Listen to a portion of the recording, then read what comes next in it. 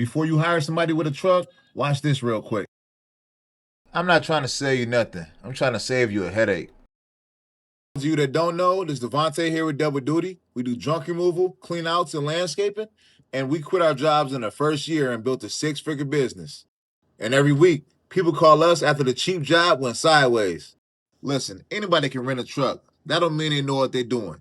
No paperwork, no insurance, no nothing. If dude slips in your yard or busts his head open in your basement, that's on you, not him. I'm suing y'all.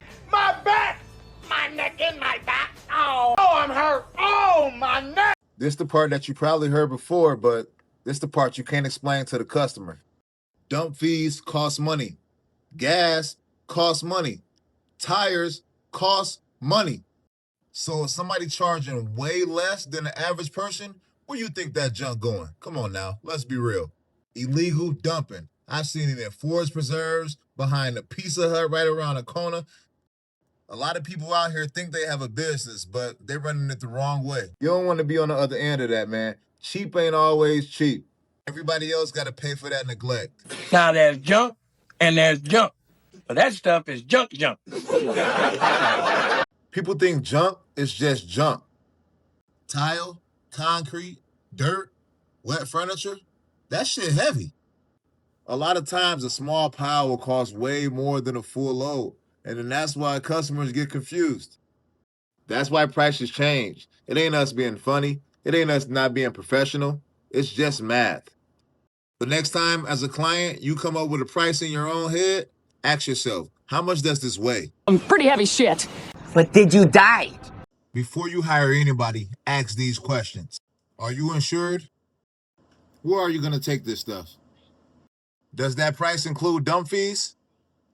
If something were to break, what's going to happen? You got pictures of real jobs you completed?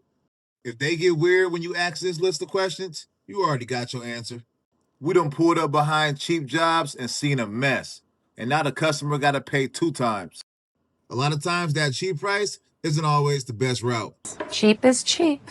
Remember this before you hire a man with a truck. Not a business, a man with a truck. That's like saying, I got a spatula, so now I'm a chef.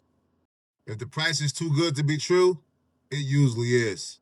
You ask them where they taking this stuff and they say, oh, I got a spot. Just know they're going to dump it in some apartment complex dumpster. That junk didn't disappear. It just moved locations. You don't need the cheapest person with a truck. You need someone who does this for real. Real companies answer questions. Scammers get offended.